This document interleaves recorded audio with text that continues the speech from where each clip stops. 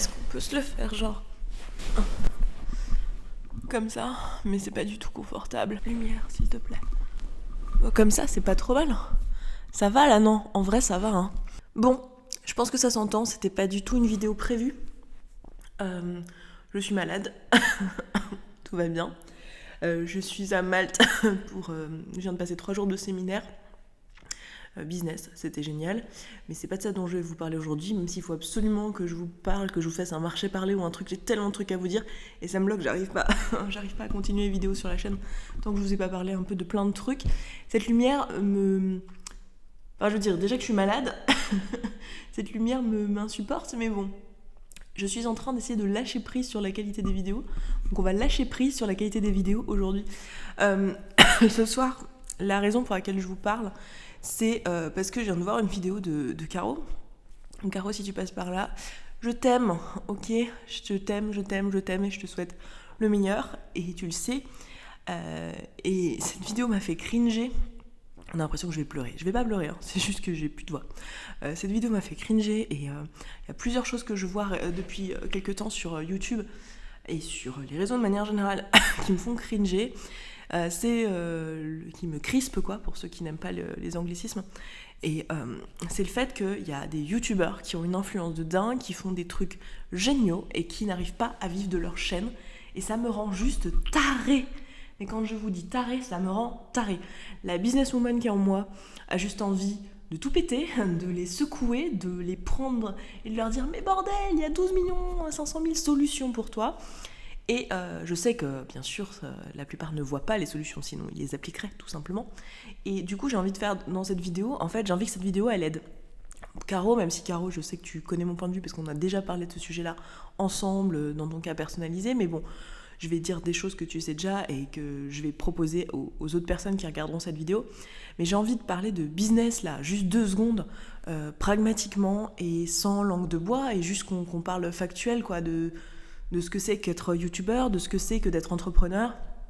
Et je voudrais parler à tous les youtubeurs qui kiffent leur taf, qui kiffent ce qu'ils font, mais qui n'arrivent pas à se dégager un salaire correct, parce qu'ils ont plein de croyances bloquantes sur plein de trucs par rapport à l'argent, par rapport à la plateforme, par rapport au fait de vouloir plaire aux gens, plutôt que de juste se dire « mais qu'est-ce qui a du sens pour moi ?» en fait.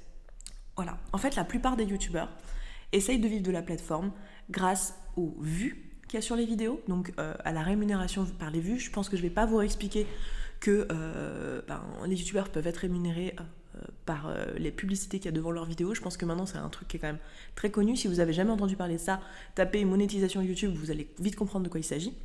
Donc il y a la rémunération par les vues, il y a la rémunération liée à des sponsors, donc ça va être des personnes qui vont vous contacter, des entreprises qui vont vous contacter pour faire des opérations commerciales et vous proposer de tester un produit, de parler d'un site web, de parler d'un service, et contre-rémunération. Et souvent il y a une rémunération plus un code d'affiliation qui vous permet d'avoir une rémunération de base plus une rémunération selon les ventes que vous faites. Voilà, avec votre code promo, et en plus ça permet aux gens de votre audience d'avoir un code promo, ce qui fait une très bonne collaboration, parce qu'une bonne collaboration, c'est une collaboration où le youtubeur gagne, la marque y gagne et l'audience y gagne. Donc c'est super, c'est génial, il y a plein de gens qui vivent grâce à ça, et c'est trop cool, et ça existe depuis pas mal d'années. Moi je suis sur la plateforme depuis 2012, et j'ai commencé à voir ça à peu près au moment où je commençais, donc ça commence à faire un petit moment. C'est juste qu'au début c'était un peu pas très dit publiquement, mais maintenant c'est quelque chose qui est connu. Donc ça, c'est les 2 moyens, on va dire, de gagner sa vie sur la plateforme, qui sont les plus connus, les plus pratiqués. Ensuite, il y a le 3e moyen qui est la merch, donc le fait de vendre des produits dérivés, des t-shirts, des carnets, tout ce que vous voulez. En fonction de votre chaîne, il y a des choses qui sont plus pertinentes que d'autres. Si vous êtes une chaîne qui fédère autour d'un message, ça peut être sympa d'avoir le message sur un t-shirt. Si vous êtes une chaîne qui parle de bullet journal, effectivement, c'est pas trop con de se dire « tiens, et si je vendais des bullet journal ?» Et il y a des chaînes, un peu comme la mienne, un peu comme celle de Caro, un peu comme celle de... Je vais vous citer les filles, j'espère que ça ne vous dérange pas, mais je pense à Laetitia, je pense à donc Le Corps, la Maison, l'Esprit, je pense à Déborah, je pense à Marie Antithèse, Marie je sais jamais ton nom de chaîne parce qu'il a changé, donc j'ai oublié ton nom de chaîne, mais Marie qui fait de la socio aussi. Et toutes ces chaînes-là qui parlent un peu de socio, qui parlent un petit peu de développement personnel pour certaines, de lutte sociale, enfin voilà, tous ces sujets un peu où finalement il n'y a pas trop de sponsors, et voilà quoi. Et je pense à toutes les chaînes, genre vulgarisation scientifique, genre dessin, genre voilà, plein de chaînes de sujets comme ça, sujets artistiques en tout genre, de vlogs, et toutes ces chaînes qui galèrent à vivre de la pub et des sponsors, parce que les sponsors sont pas forcément adaptés, pas forcément, enfin c'est pas des chaînes qui montent des produits en permanence, donc c'est pas évident d'avoir plein de sponsors, et c'est des chaînes qui font pas des millions et des millions de vues, mais qui fédèrent quand même une audience. Et moi je considère qu'on fédère une bonne audience à partir du moment où on commence à avoir plusieurs milliers d'abonnés, 10 000 abonnés. Enfin, je veux dire, ça veut dire que le message, il porte, quoi, qu'il y a des choses, il y a de la valeur qui est délivrée à une audience qui trouve ça suffisamment bien. Pardon, je vous tousse à la tronche depuis tout à l'heure, j'espère que ça vous dérange pas. Mais qui trouve ça suffisamment bien pour s'abonner, pour regarder des vidéos parfois de 20-25 minutes. Et moi, ça, je trouve que ça a énormément de valeur, et cette valeur, elle n'est pas exploitée. Et donc, ce que j'ai envie là, maintenant, c'est de discuter avec vous de bordel, mais pourquoi les youtubeurs ne créent pas leurs produits sur mesure adaptés à leur audience et à leur message?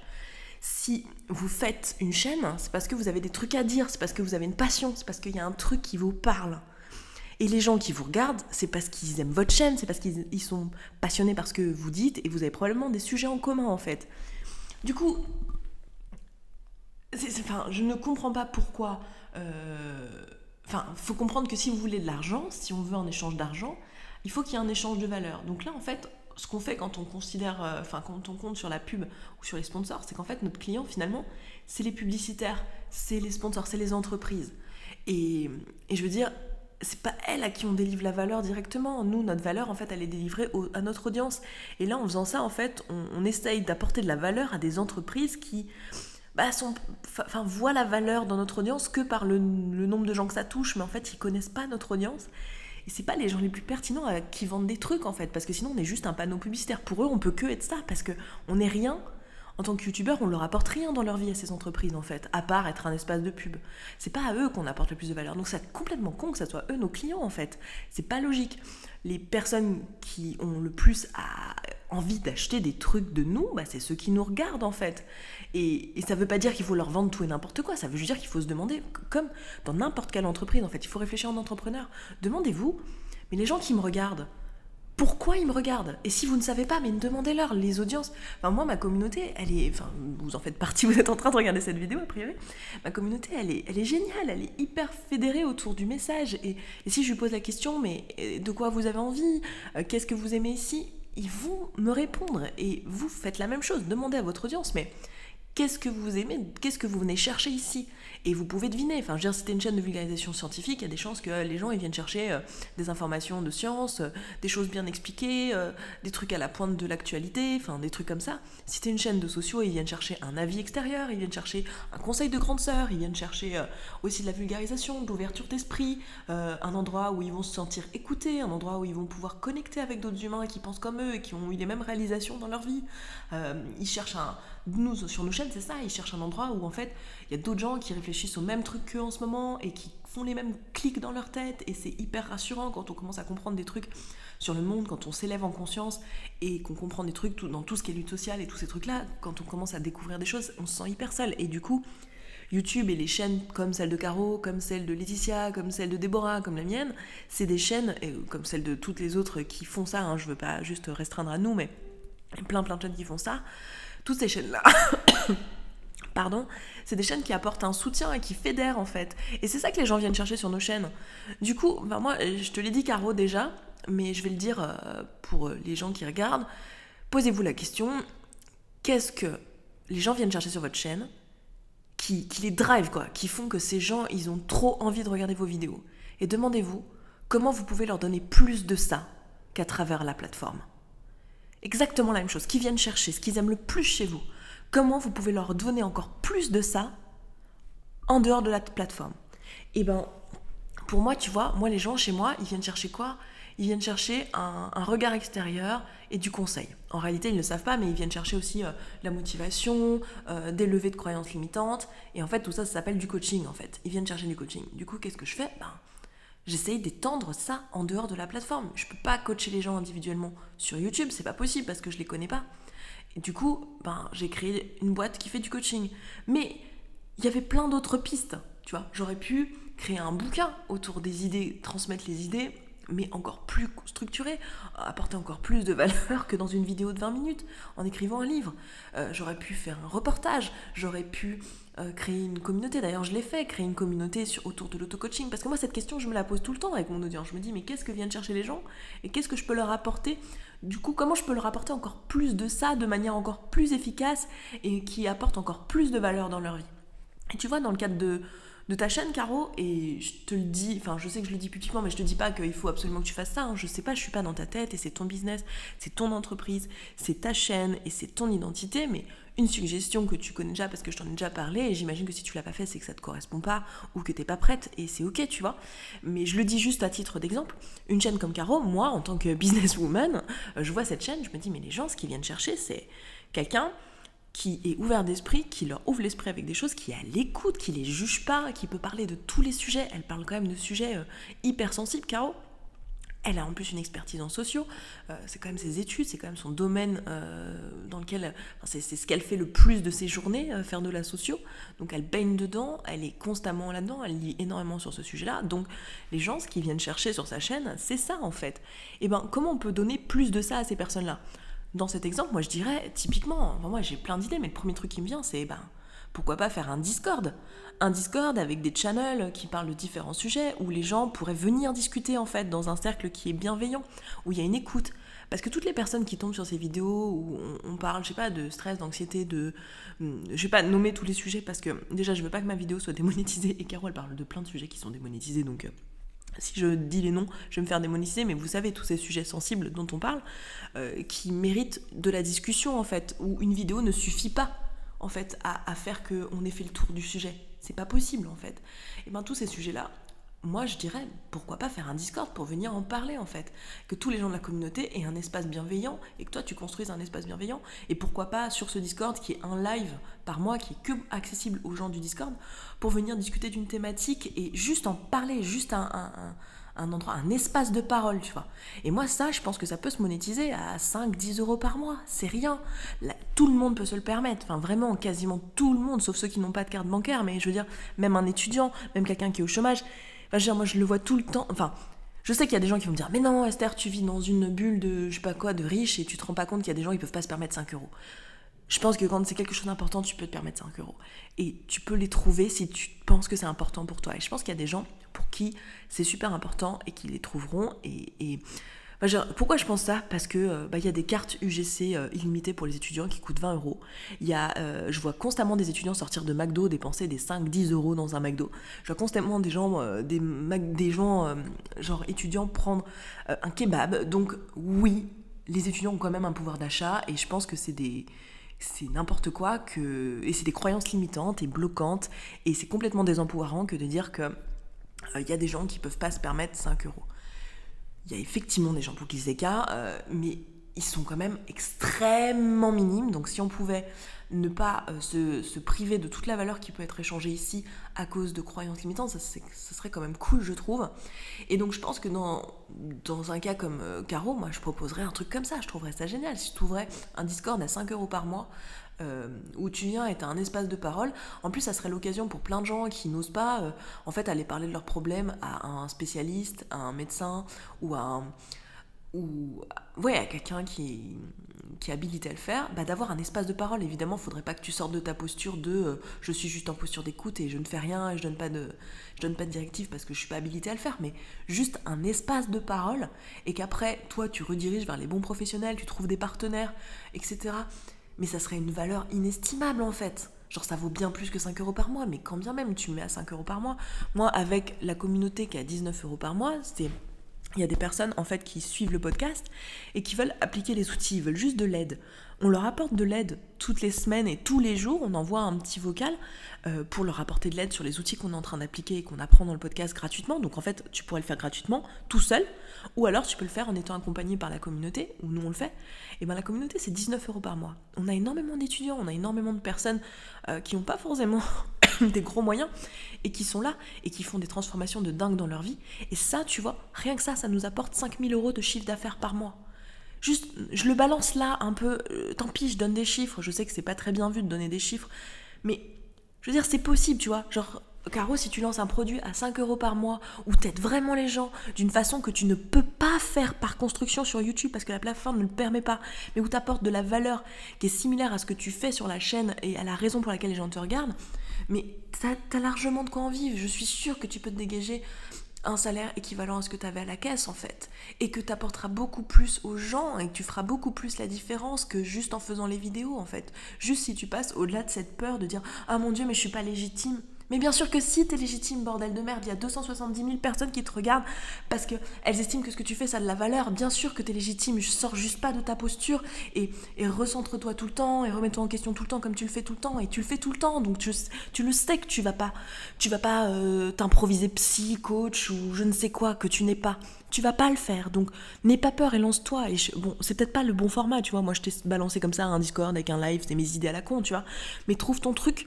Et pour toutes les personnes qui ont une chaîne et qui n'en vivent pas actuellement et que vous avez plus de 10 000 abonnés, vous devriez en vivre en fait. Posez-vous cette question-là. À quoi je me sens pas légitime et que je sais que c'est ça qui apporterait le plus de valeur aux gens.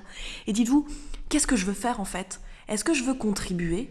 Est-ce que je suis sur YouTube pour apporter de la valeur, pour échanger avec les gens, pour faire une différence dans leur vie ? Est-ce que je suis là pour contribuer ou est-ce que je suis là pour qu'on m'aime ?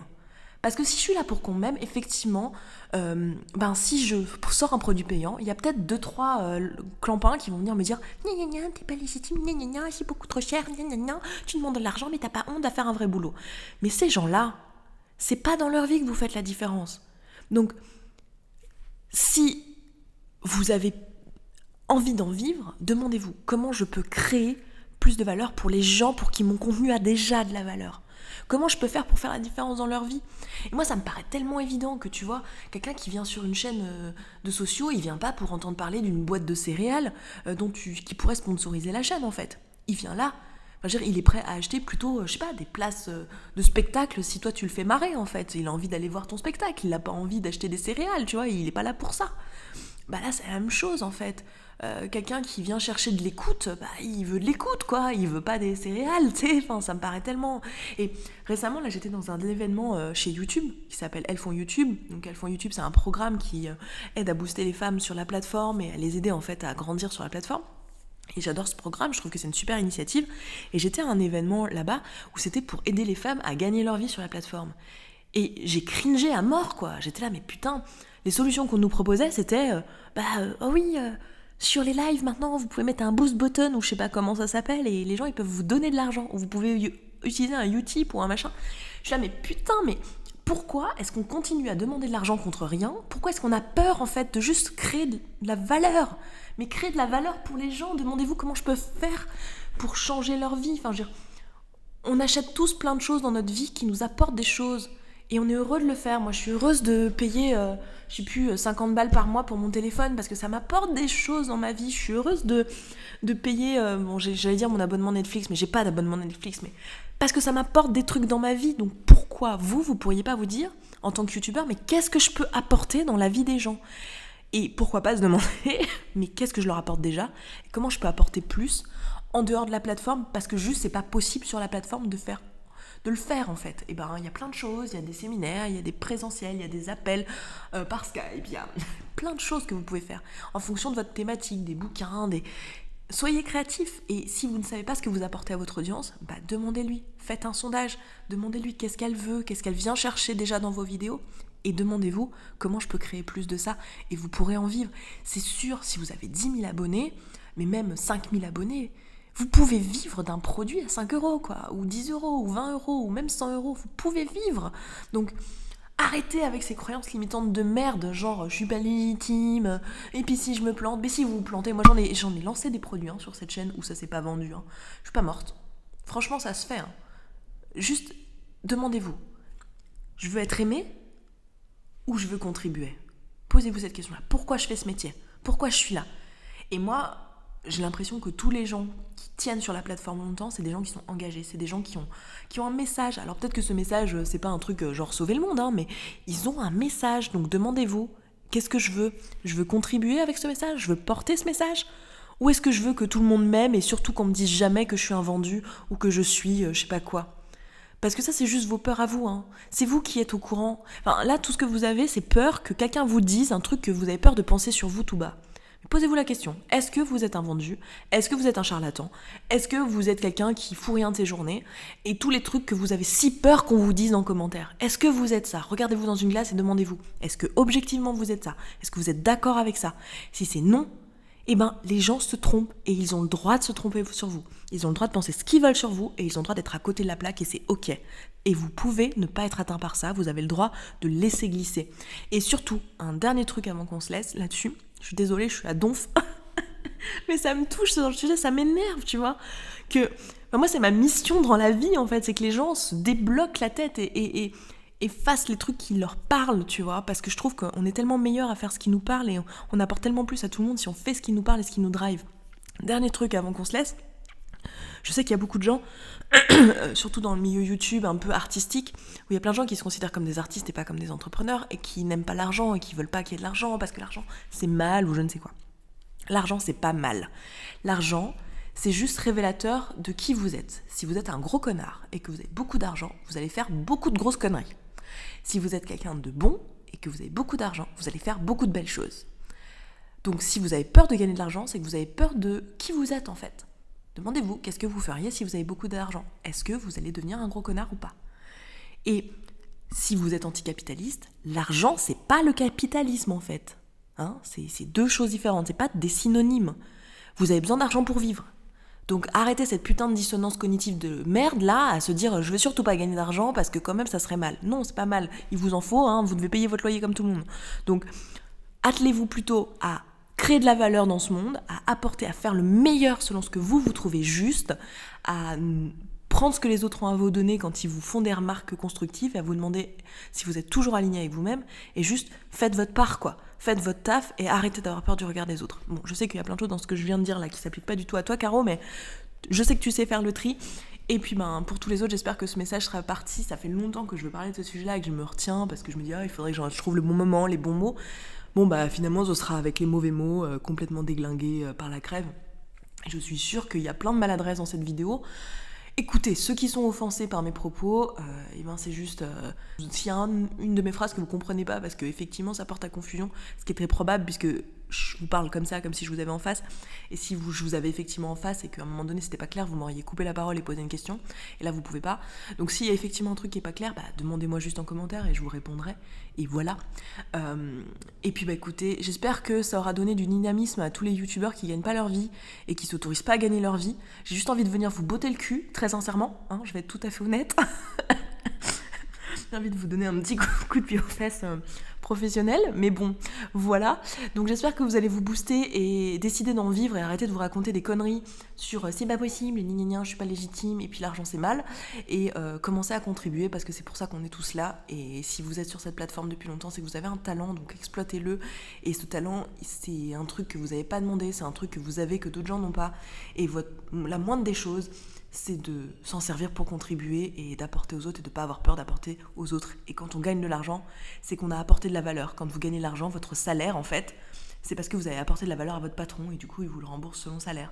Donc si vous gagnez beaucoup d'argent sur la plateforme, c'est parce que vous avez apporté beaucoup de valeur et n'ayez pas honte de ça. Au contraire, dites-vous, c'est génial, j'ai beaucoup contribué, et demandez-vous qu'est-ce que vous voulez faire de cet argent, comment vous voulez vous en servir, comment vous voulez créer encore plus de valeur dans ce monde, et basta.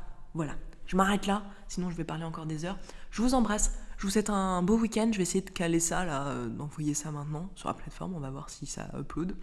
Je vais pas faire montage parce que flemme, et je vais pas envoyer ça à ma monteuse dans le week-end parce que flemme. Et en plus, la pauvre monteuse, elle est débordée là, en ce moment avec les grèves et les machins. J'ai envoyé tous les plans d'un coup. C'est la folie, les gars. En ce moment, dans mon entreprise, là, il y a maintenant 15 collaboratrices. On a embauché 2 coachs cette semaine. J'ai pas une seule seconde, j'ai tellement de choses à vous dire, donc je vais vous faire une vidéo bientôt pour vous parler de cette année de folie que je viens de vivre sur YouTube et dans ma vie pro et en tant qu'entrepreneuse, c'était juste dingue. Donc j'ai très hâte de vous en parler et j'ai pas pris le temps encore.